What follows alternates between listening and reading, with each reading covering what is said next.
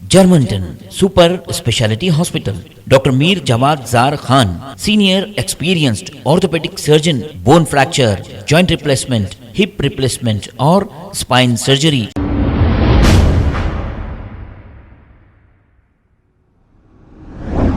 अस्सलाम वालेकुम नाजरीन, 7H न्यूज में आपका इस्तकबाल है। नाजरीन, गोशा महल बीजेपी एमएलए राजा सिंह, हैदराबाद से तो इनको बहुत ही अच्छा सबक सिखाया हैदराबाद तेलंगाना में, अब ये महाराष्ट्र जाकर वहाँ पर फ़िरका परस्ती फैला रहे हैं और मुग़लों की बात कर रहे हैं, ऐसे कहानी सुना रहे हैं जैसे कि ये खुद मुग़लों को देखे हैं, ना तो ये देखे हैं ना इनके बाप दादा देखे हैं मुग़लों को, और झूठे सच्चे कहानियाँ सुनाकर अवाम को भड़का रहे हैं। अब यहाँ पर किस तरीके से मासूम अवाम में, हिंदू मुस्लिम भाइयों में नफरत बांटी जा रही है, आइए सुनते हैं ये फिरका परस्त की जुबानी, क्या कहा इसने। महाराष्ट्र ही नहीं, पूरे विश्व में छत्रपति शिवाजी महाराज की जयंती बहुत ही धूमधाम से मनाई गई है मेरे भाइयों, बहुत ही धूमधाम से, और खास करके हमारे इस महाराष्ट्र में तो बहुत ही धूमधाम से मनाई गई है। क्योंकि जब तक आप जैसे मराठे महाराष्ट्र में उपस्थित हो तो कार्यक्रम तो सफल होना ही है। और बहुत ही, जैसे मैं आज देखा था पूरे पेपर, सवेरे सवेरे हर पेपर में पूरा शिव जयंती और हजारों लाखों की संख्या में नौजवान उपस्थित थे।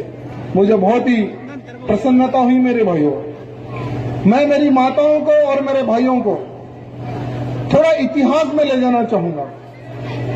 एक छोटी सी लड़की अपने घर में बैठी हुई है, उनके पिताजी वो समय पर मुगलों के पास काम करते थे, क्योंकि वो समय पर दूसरा कोई चारा नहीं था, अगर पेट पालना है तो मुगलों की गुलामी करना पड़ता था मजबूरन। एक छोटी सी लड़की ये देखती है कि जब मुगल का राजा जाता है तो उनके पिताजी ठहर कर इस प्रकार से सलाम मारते हैं। वो लड़की बहुत दुख होती थी कि ये मैं किस युग में मेरा जन्म हुआ, आखिर कब तक हम इन मुगलों को हम सलाम करेंगे, आखिर कब तक। वो लड़की थोड़ा थोड़ा दूर जा रही थी, राजा के पीछे पब्लिक जा रही थी, तो जो मुस्लिम राजा था उसको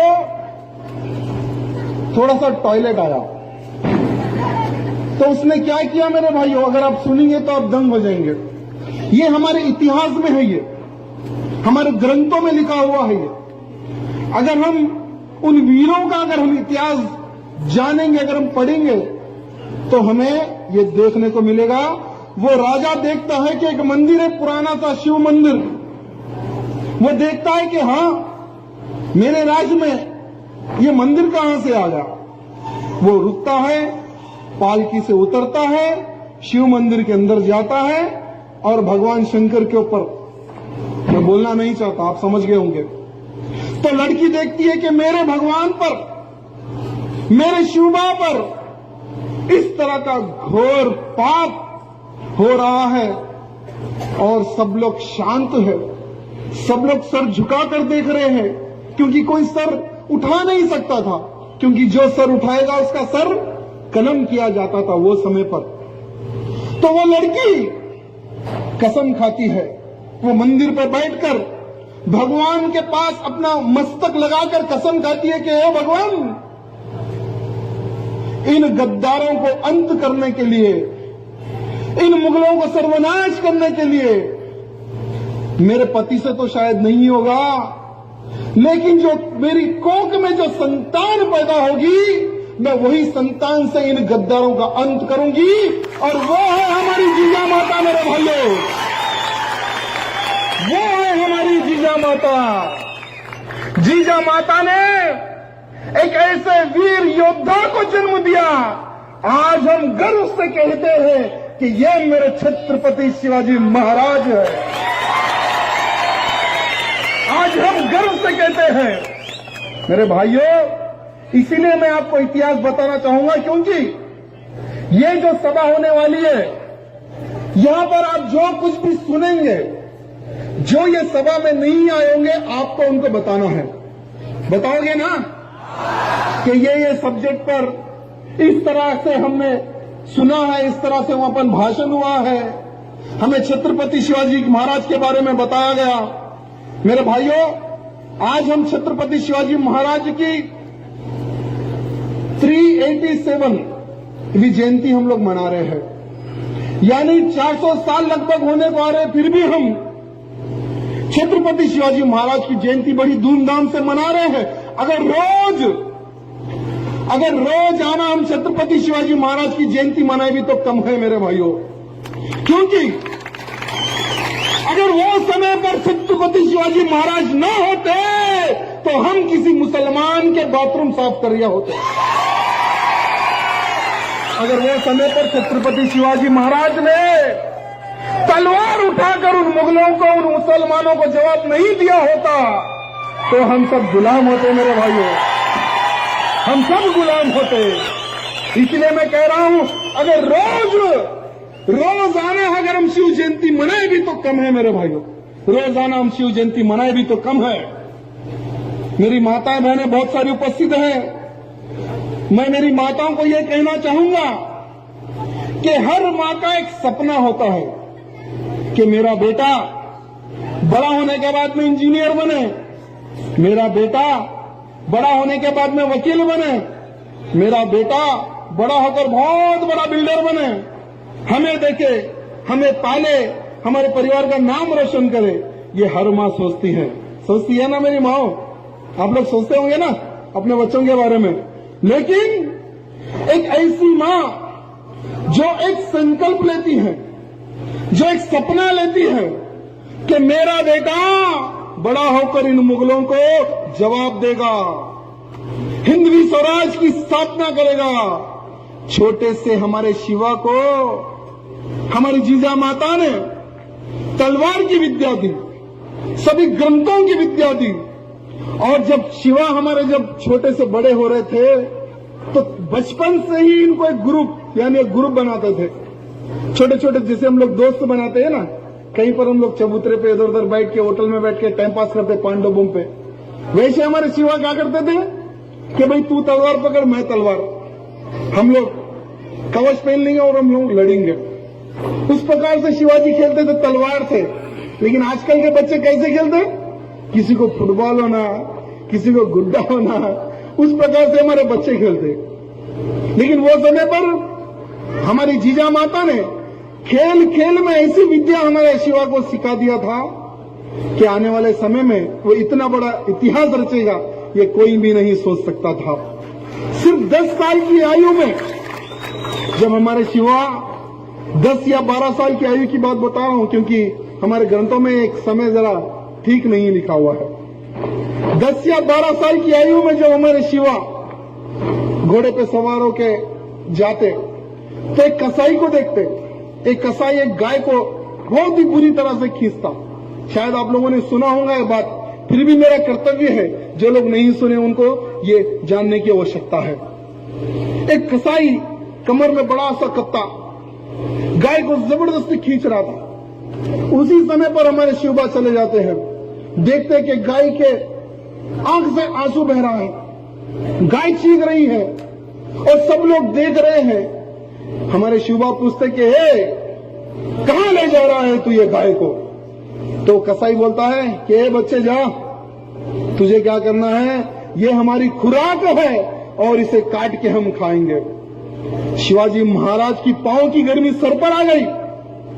शिवाजी महाराज ने बोला कि तुझे छोड़ दे, नहीं तो तुझे हम सबक सिखाएंगे। तो कसाई क्या बोलता है, बच्चे तो भी बच्चा है, जा। बोल के हाथ में से वो बड़ी सी तलवार या खंजर टाइप होता है वो निकालता है कि अगर तू नहीं जाएगा तो मैं गाय को यही मार दूंगा। तो शिवबा इतने धुनी थे तलवार के, 10 साल की आयु की बात कर रहा हूं मेरे भाइयों। मैं समझता हूं यहां पर बहुत 10 साल की आयु से बड़े भी और कुछ छोटे छोटे बच्चे भी दिख रहे हैं। आप लोग ध्यान से सुनना कि 10 साल की आयु में जब वो खंजर निकालता है गौ मां पर, तो तुरंत शिवाजी महाराज तलवार निकालकर उसका हाथ कट कर देते हैं। इसका हाथ काट देते हैं। तो 10 साल की आयु में हमारे शिवबा गौ मां की रक्षा के लिए कार्य किया। हमारे छत्रपति शिवाजी महाराज का बस एक ही एक सपना था, गौ मां की रक्षा हो, अखंड हिंदू राष्ट्र की स्थापना हो, नारियों की रक्षा हो, नारियों का मान सम्मान हो।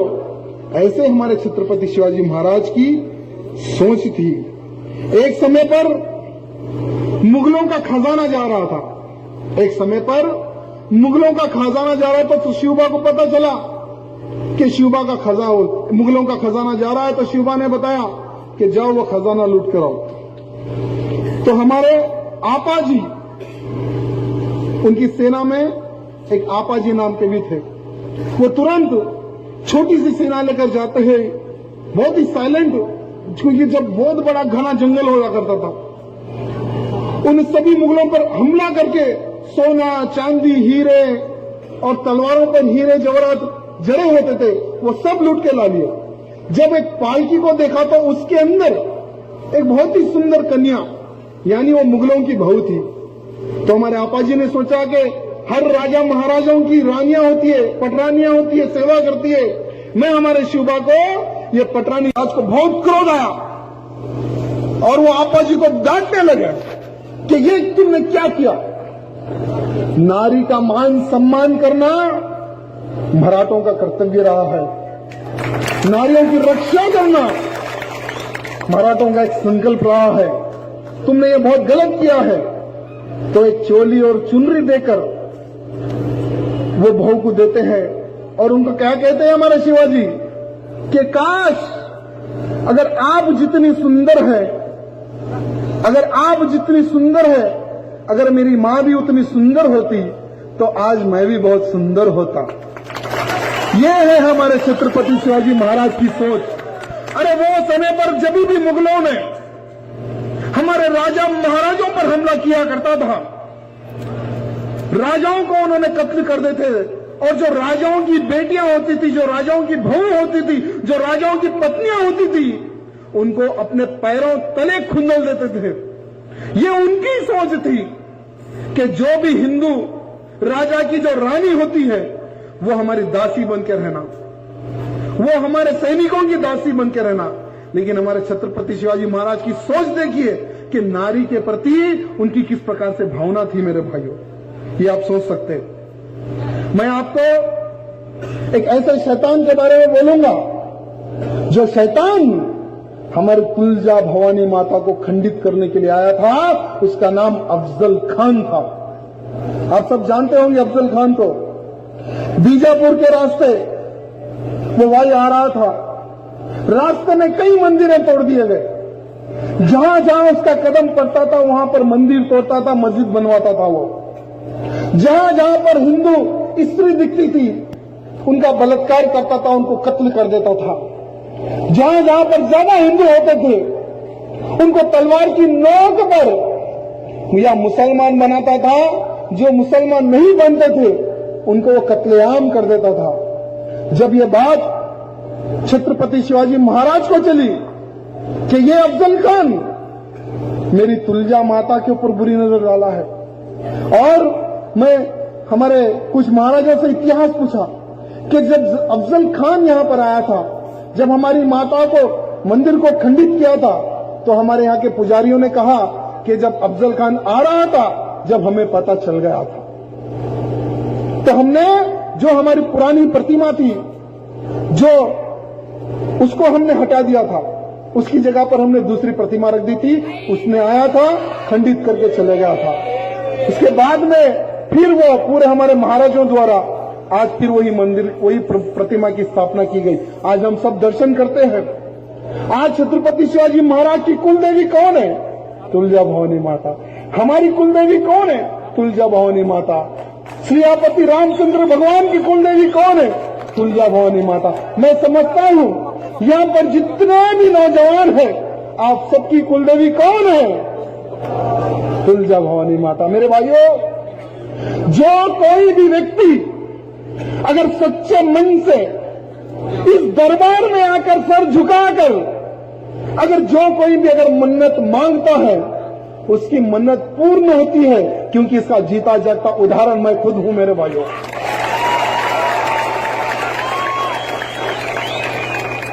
जब मैं पहली बार मां तुलजा भवानी के दर्शन करने आया था, तब बहुत कठिनाई से मैंने दर्शन किया था, क्योंकि जब हम एक बहुत जैसे आप जैसे एक साधारण थे, तब बहुत बड़ी लाइन थी, जब मंदिर भी बहुत डेवलप नहीं हुआ था। मैं पिछले एक 20 साल पुरानी बात कर रहा हूं। तब मैंने मां के चरण में मस्तक रखकर प्रार्थना किया था कि हे मां, जब तक मैं जीवित रहूं, मेरा यह जीवन धर्म के प्रति समर्पित होना है।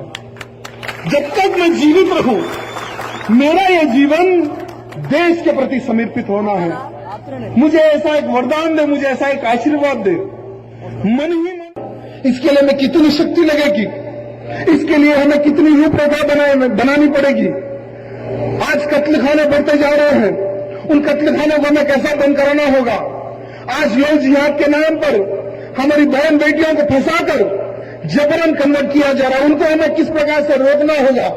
आपको ताकत का उपयोग नहीं लेना है, हमें छत्रपति शिवाजी महाराज जैसी नीति को अपनाना है मेरे भाइयों, तभी हमें हमारी विजय होगी। विजय होगी ना, नहीं तो हमारी पराजय होगी। इसलिए मैं सभी नौजवानों को यही कहना चाहूंगा कि लव जिहाद को हमें रोकना है। मैं समझता हूं और मैंने बात किया है कि हमारे तुलजापुर में तो बहुत कम है, लेकिन तुलजापुर के आजू बाजू जो गांव है, गांव का नाम नहीं बोलूंगा, वहां पर गौ हत्याएं बहुत हो रही है।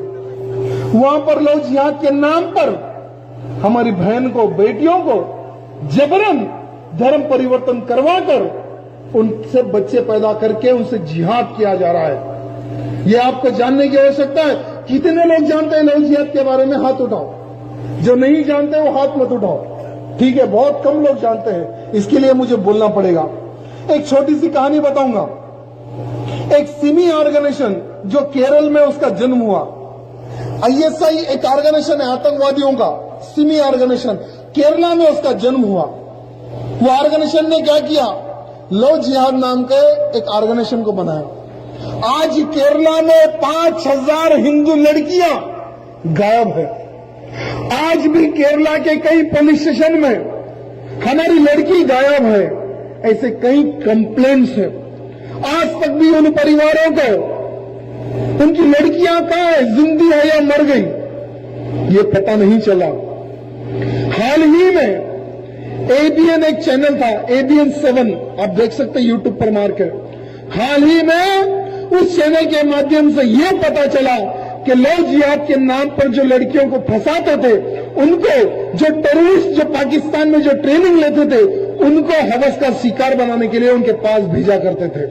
Germanton super speciality hospital, doctor Mir Jamat Jar Khan, senior experienced orthopaedic surgeon, bone fracture, joint replacement, hip replacement और स्पाइन सर्जरी कामयाबी से अंजाम दे रहे हैं। इसके अलावा neurosurgery, cardiology, gynaecology, dental, general medicine, dialysis और फिजियोथेरेपी जैसे शोबाजात में इंतहाई कामयाबी के साथ वाजबी फीस में इलाज किया जा रहा है। शेयरिंग और प्राइवेट रूम्स, अस्पताल में 24 घंटे MRI, CT scan, 2D digital x-ray, ultrasound, operation theatre, ICU और लैब की सहूलत दस्तयाब है। आपकी उम्मीदों के ऐन मुताबिक Germanten super speciality hospital, pillar number 150, Attapur, Hyderabad.